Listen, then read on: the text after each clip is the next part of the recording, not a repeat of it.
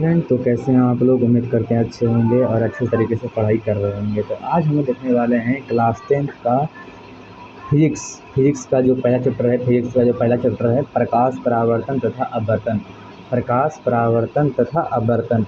और हम लोग आज इसका पूरा जितना लघुत्तरीय प्रश्न जो होता है, हम लोग अलग अलग पार्ट कर करके हम लोग देखेंगे, तभी हम आपको अच्छी से तरह से समझा पाएंगे। देखिए, इसमें जो पहला जो क्वेश्चन आता है, सबसे पहले आता है कि इस चैप्टर का नाम ये क्या है। इसके बारे में पहले समझना हम लोग कि प्रकाश क्या है, परावर्तन क्या है और अपवर्तन क्या है। तो देखिए, इसमें जो पहला क्वेश्चन आता है कि प्रकाश क्या है, यानी लाइट। व्हाट इज लाइट, यानी प्रकाश क्या है। तो देखिए, प्रकाश हम लोगों ने सभी पढ़ा है कि लाइट क्या होता है। लाइट तो हम लोग सभी जानते हैं कि लाइट क्या होता है, लेकिन उसका डिफिनेशन किस तरह से बोला जाता है, अगर आपको लिखने के लिए आ जाए तो आप किस तरीके से उसे लिख सकते हैं। देखिए, तो आपको लिखना है कि प्रकाश वह कारक है जिसकी सहायता से हम वस्तुओं को क्या करते हैं, देख पाते हैं। प्रकाश वो ऐसा कारक है, यानी प्रकाश वह कारक है जिसकी सहायता से हम वस्तुओं को देख पाते हैं। तो आप समझ गए। देखिए, प्रकाश यानी एक ऐसा कारक है जिसकी सहायता से हम किसी भी वस्तु को दिन में देख सकते हैं, यानी उस पर जब प्रकाश पड़ता है तब हम वस्तु को क्या करते हैं, देख पाते हैं।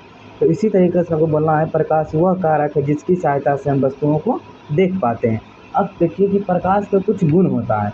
अब प्रकाश के हम लोग गुण को देखेंगे। देखिए, प्रकाश का जो पहला गुण होता है वो होता है कि प्रकाश एक सीधी रेखा में गमन करती है। अब इसका अर्थ समझिए, क्या बोल रहा है कि प्रकाश एक सीधी रेखा में गमन करती है, यानी प्रकाश जो होता है एक सीधी रेखा में चलती रहती है हमेशा, यानी वो कभी मुड़ती उड़ती है नहीं प्रकाश।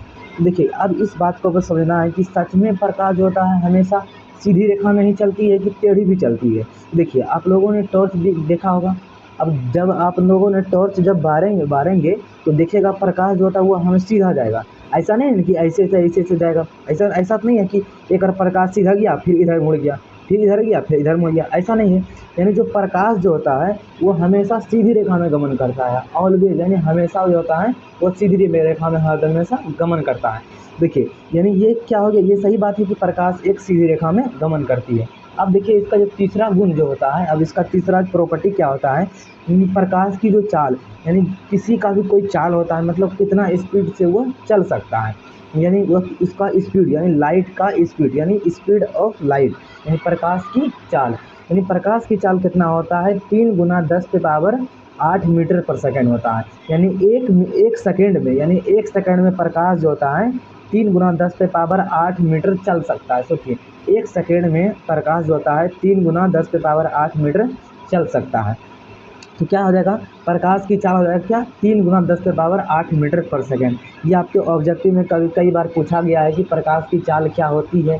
ऐसे ही पूछा गया है कि निर्वात में प्रकाश की चाल कैसे होती है, यानी कितना होता है, 3 × 10⁸ मीटर पर सेकेंड होता है। तो आशा करते हैं आपको प्रकाश समझ में आ गया होगा, और प्रकाश का उसका दो गुण जो होता है वो आपको अच्छी तरीके से समझ में आ गया। अब हम लोग देखने वाले हैं, क्या प्रकाश हो गया, उसके बाद क्या आता है, परावर्तन। यानी हम लोग जानेंगे अभी परावर्तन के बारे में, हम लोग समझेंगे। तो देखिए, परावर्तन क्या होता है इसको समझिए आप लोग। परावर्तन, देखिए परावर्तन क्या होता है। देखिए, दूसरा नंबर हम इसका क्वेश्चन ही बना दिए हैं कि परावर्तन या प्रकाश का परावर्तन क्या है। परावर्तन या प्रकाश का परावर्तन, परावर्तन किसका होगा, प्रकाश का ही होगा। इसीलिए यहाँ पे बोल सकते हैं परावर्तन बोल सकते हैं, या आप लोग प्रकाश का परावर्तन क्या है ये भी बोल सकते हैं। ये भी हो गया। अब देखिए, अब इसको क्या, प्रकाश का परावर्तन होता है क्या। परावर्तन मतलब समझिए कि जिस पर कोई पड़ता है किरण और उसी माध्यम में वो लौट जाता है, यानी पड़ता है बस चल जाता है, टकरा कर लौट जाता है। परावर्तन क्या होता है, टकरा कर लौटने को ही क्या कहता है, परावर्तन कहा जाता है। लेकिन आपको कोई बोले लिखने के लिए, आपको डिफिनेशन बोलने के लिए प्रकाश का परावर्तन, तो आप क्या बोलेंगे। देखिए, पहले बोलेंगे क्या कि जब सूर्य के प्रकाश की किरणें, यानी सूर्य है उसका जो प्रकाश निकलता है, उसकी जो किरण होती है, जब सूर्य की प्रकाश की किरणें किसी वस्तु या सतह से टकराकर, यानी कोई वस्तु होगा और उस सतह या वस्तु होगा या कोई सतह, समतल सतह होगा, वस्तु या सतह से टकराकर उसी माध्यम में लौट जाता है, यानी जिस माध्यम से इधर से आया और इधर से यह लौट गया, प्रकाश इधर टकराया और इधर से लौट गया, लौट जाता है, तो उसे परावर्तन या प्रकाश का परावर्तन कहते हैं। देखिए, इसको हम लोग एक डायग्राम से समझेंगे। देखिए, क्या पहले बोल रहा है, जब सूर्य के प्रकाश की किरणें, यानी ये माने हम लोग सूर्य के प्रकाश की किरण, इसको मान लिया हम लोग ये क्या है, सूर्य की प्रकाश की किरण है। यानी जब सूर्य के प्रकाश की किरणें किसी वस्तु या सतह से टकराकर, ये हम लोग मान लिए वस्तु मान लीजिए या इसको सतह ही मान सकते हैं। यानी जब प्रकाश की किरण किसी सतह, यानी ये क्या है, एक समतल सतह है।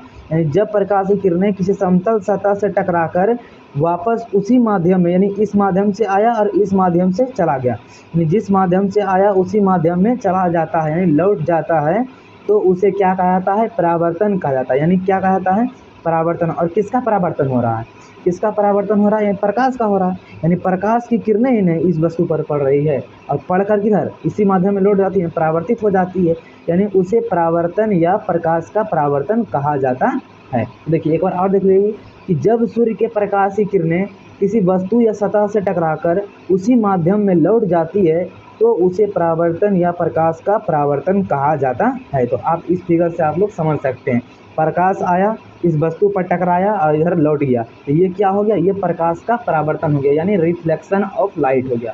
क्या हो गया, रिफ्लेक्शन ऑफ लाइट। आशा करते हैं कि आपको ये क्वेश्चन, दोनों क्वेश्चन आपको समझ में आ गया होगा। अब हम लोग अगले वीडियो में देखेंगे अब बर्तन के बारे में, अब बर्तन के बारे में देखेंगे। तो जब तक के लिए धन्यवाद।